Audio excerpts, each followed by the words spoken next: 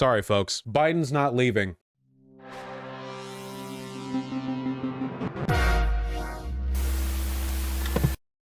I know it sounds crazy. I genuinely do think that Biden dropping out graciously and being replaced by another younger, more aggressive candidate at the DNC convention would be preferable. I genuinely think that like the energy that would bring, both in terms of months and months of super aggressive like day-to-day updates of what's going on at the convention, what's going on at the like really quick primary lead up, I think that would energize the Democratic base. It would give a lot more people a lot more investment in what's going on. I think that like basically anybody would be better than Biden, because Biden's incompetence in that first debate is only a sign of things to come. Keep in mind that if he won the presidency, he would have 4 more years of cognitive and charismatic decline to sort of like subject the people to, and everyone knows that. Like everyone knows that. It's any idea who that could be? I don't know. Gavin Newsom, people, whatever. There are a lot of Whitmer, Gretchen Whitmer. There are a lot of people who could like viably replace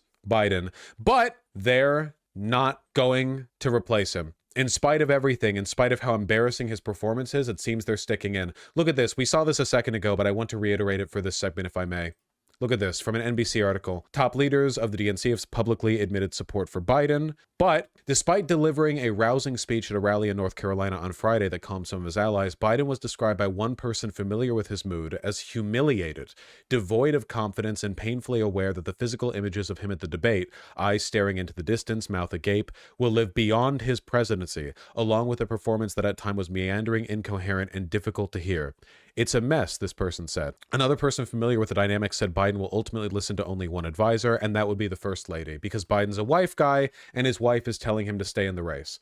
So Biden is listening to his family, which is being supportive to a fault. You know, he's chilling over at Camp David, getting rizzed up by his family, by Hunter Biden as well, who has been encouraging his son or his father to stay in the race. But everyone else has lost confidence. Apparently, Gretchen Whitmer has privately told senior Democrats she believes Joe Biden can no longer win Michigan, which would be, you know, really bad. Oh, and then this person right here is saying a Whitmer political aide says the remark is false. Difficult to say whether that's the case, because they probably, if that statement was made privately, they would want to revoke it. Who knows? Do you guys think he could win Michigan, given how close it was last time? I don't know. Hard to say. We know for a fact that a lot of Democratic reps have been privately and publicly talking about the viability of replacing him. I know that I don't have much faith in Biden right now. I can say that much.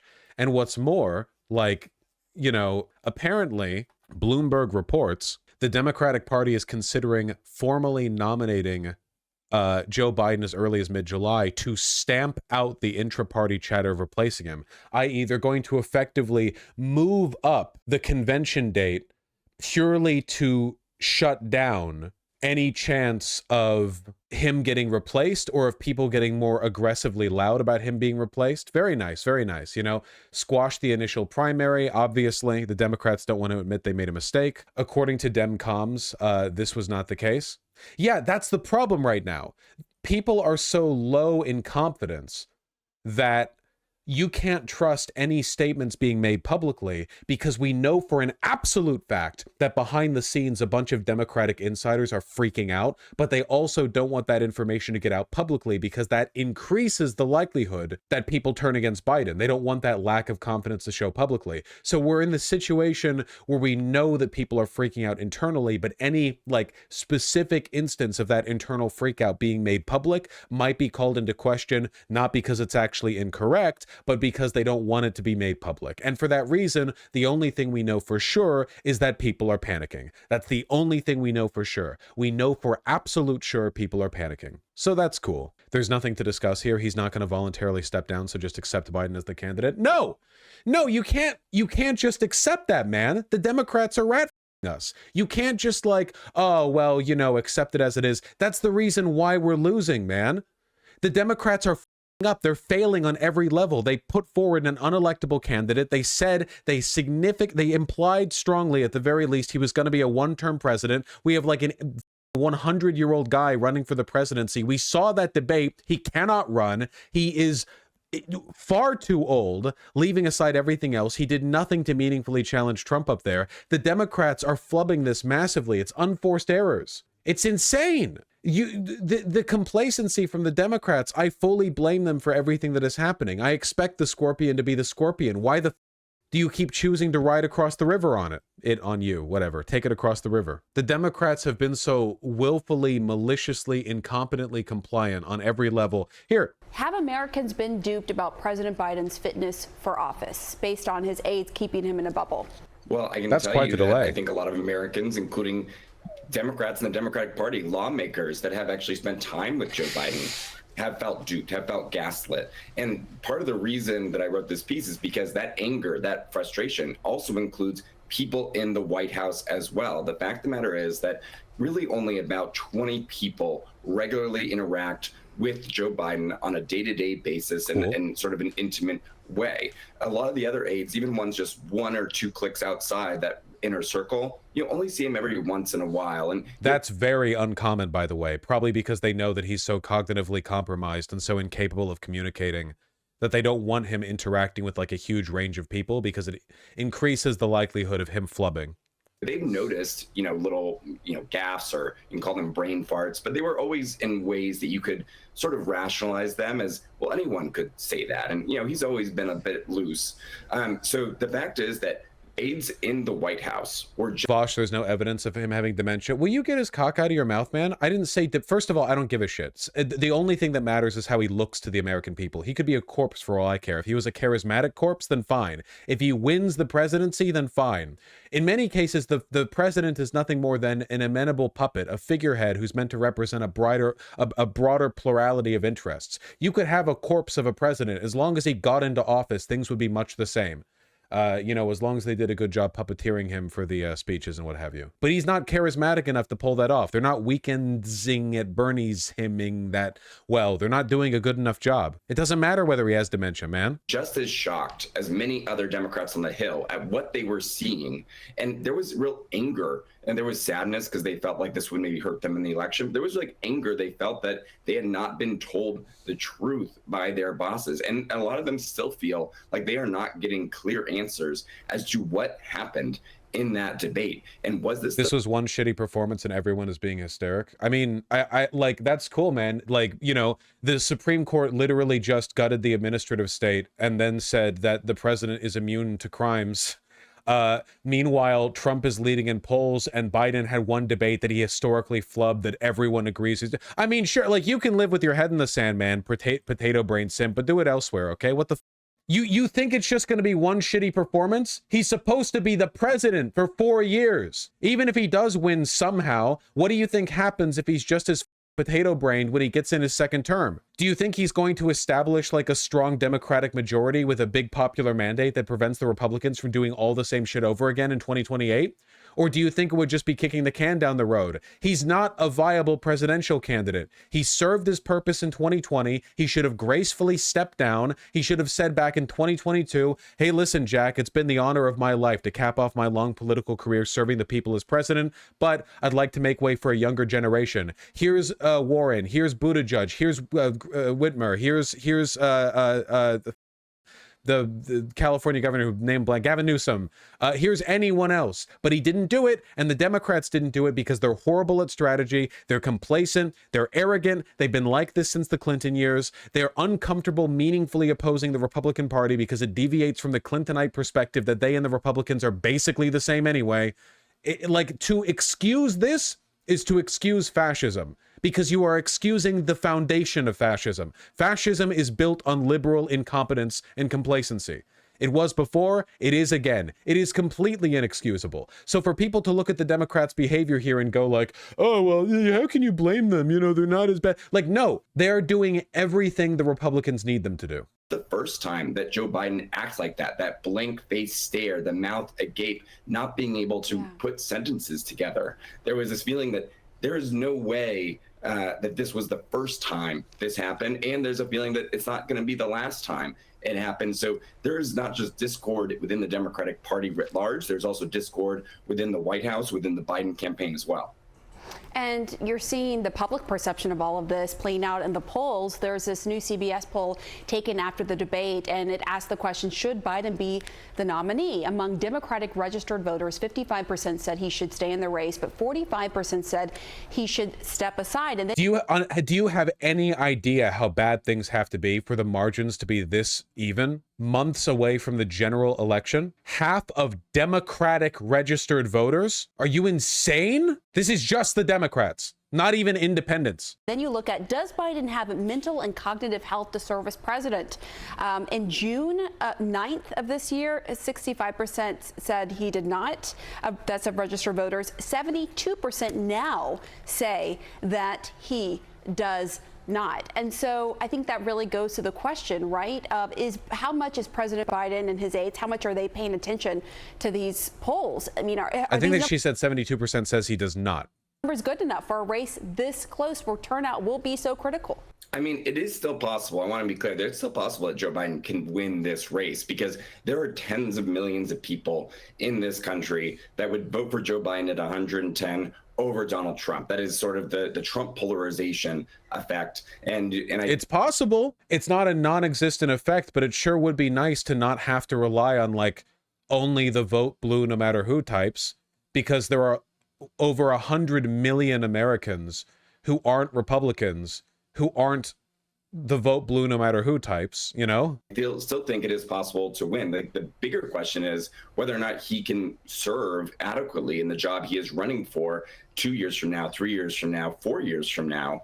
But to your point about the polls specifically, it's going to be really critical to see how people respond once we get more polling. The CBS poll was really only what we have so far. There are polls in the field right now. We will see if we get any before the July 4th weekend. We'll almost certainly get some in the week after.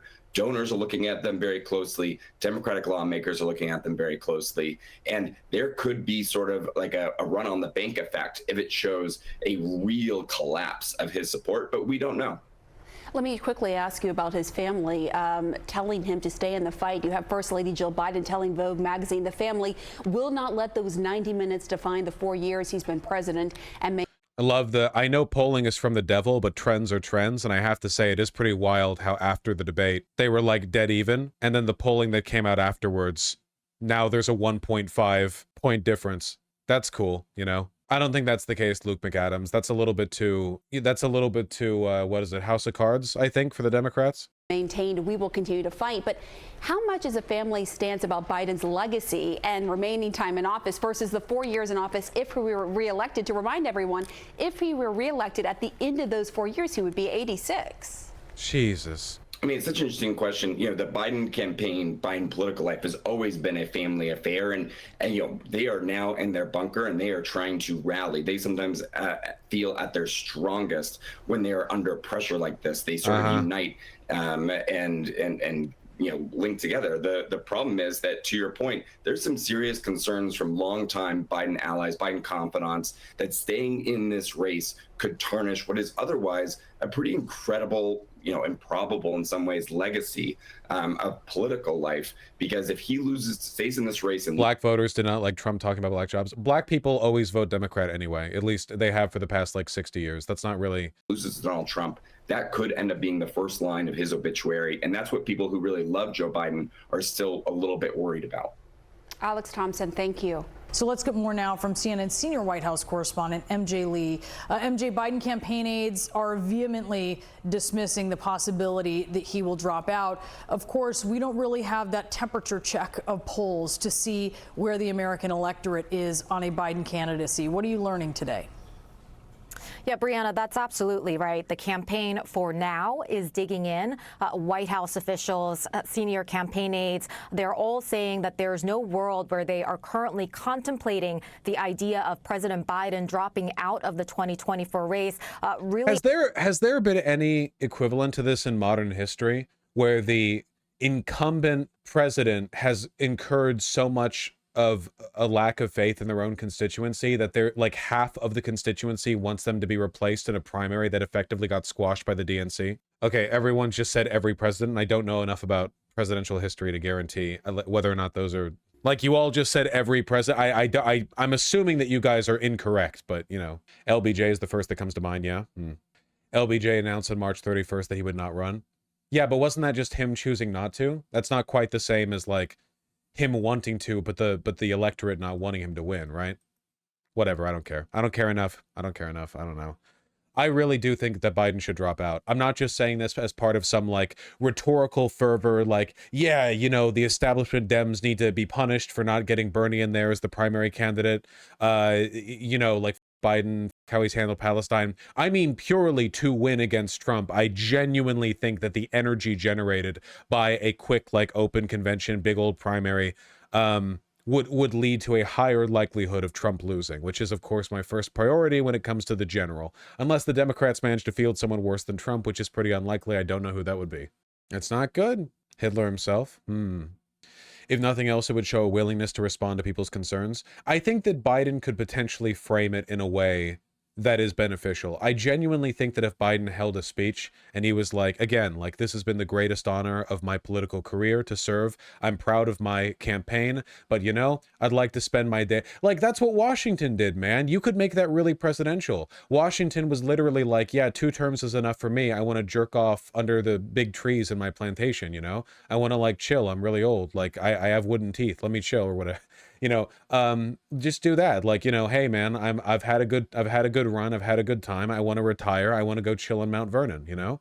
And the energy generated by a big open convention, I think it'd be really good. It would also take a lot of attention away from Trump, you know, because Biden can't campaign because he's ancient. Trump can because he has some sauce in him, right? So having a bunch of young people step in and start loudly arguing in the Democratic convention about, you know, like we'd be getting like rapid fire primary events. We'd be getting news items every day. Every single day that passes, we would get a bunch more stuff to cover. The news would fixate on it. It would take attention away from Trump. And at the end of it, you would have like the gladiatorial victory. You would have the guy with the sauce at the end. I'm guessing Gavin Newsom would be the front runner. And he would be able to make it in. Think of the ratings, unironically. You all get me, right? It's not just like a spite towards Biden thing. I genuinely think this would give a higher chance of beating Trump. I really do. I genuinely do. But the Democrats are arrogant and complacent. Not happening. Yeah, for once, Democrats would get to control the 24-hour news cycle. That, like, never happens. I can't understand why the Democrats think primaries weaken their shot at winning. I mean, they might if we had a really strong candidate, but we don't, so... Can you address this historian's take on why Biden being replaced would be a big mistake? This guy correctly predicted 9 out of the 10 presidential elections going back to Reagan. I don't think that's very impressive. If you have enough historians making predictions, you can eventually get someone who like correctly predicts everything forever, right? Let's see. But sure, I'll listen. Why not? I looked up on WebMD you have nose cancer. That's probably true. What will happen with President Biden and his presidential campaign?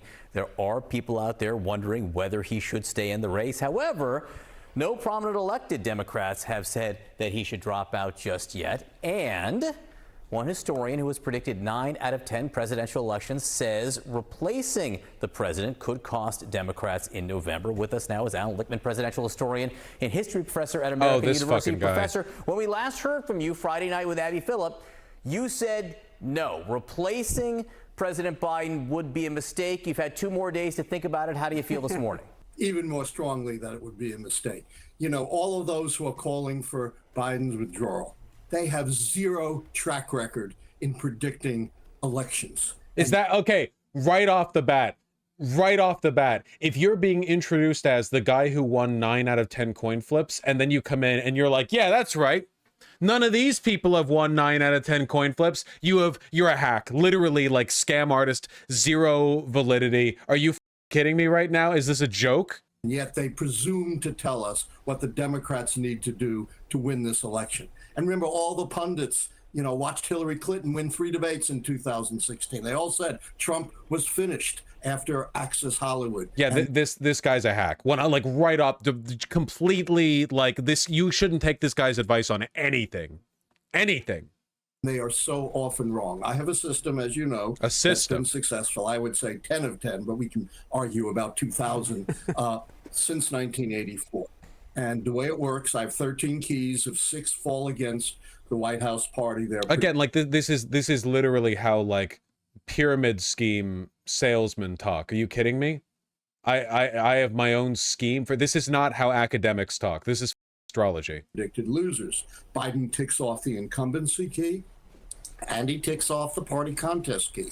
You push him out, you lose the incumbency key and you lose the contest key. So instead of starting 2 keys up and having 6 more keys to fall to predict the Democrats' defeat, they start 2 keys down and only 4 more keys would have to fall. Moreover, how often since the turn of the 20th century has the party holding the White House ever won in an open seat with an uncertain or contested nomination? The answer is never. And that's what all these critics would be setting up if they push Biden out of this race. They could not be more misguided. And his term notice how this guy isn't even making an effort to like explain how it all works. Like he's just rambling. This guy's a crank, man. Whatever.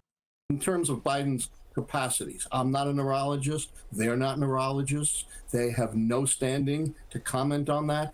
And I would only say far better to judge Biden by 3 3/4 years or so of his presidency than 90 minutes. Alan, but people are talking about this, the voters, the people who are going to be making these decisions. And you look at some of the polling and it says 72% of the voters, after they watched the debate, said they didn't think that he had the mental acuity to be the president. Do you pay attention to those polls? How much does polling play a role in how you see things? Polling plays far too much of a role in our decision making. Polls are snapshots. They're not predictors, and they change rapidly over time. One can turn to another He's right on poll. that, at least. I think it was the Morning Consult poll, which showed that after the I don't even have anything to say in response to this guy. He's not like laying out an argument, you know? I'm surprised CNN didn't cut the interview short when Mr. Lickman spoke about the truth in the media. Have you guys noticed that since CNN decided to pivot to be more right-wing, the commenters under CNN videos have been almost exclusively like a weird contingent of neocon, never-Trumper, boomer, conservative moderates who are not quite liberal, but also seem happy with any conservative push? Totally brain drained. They're all like 80 years old.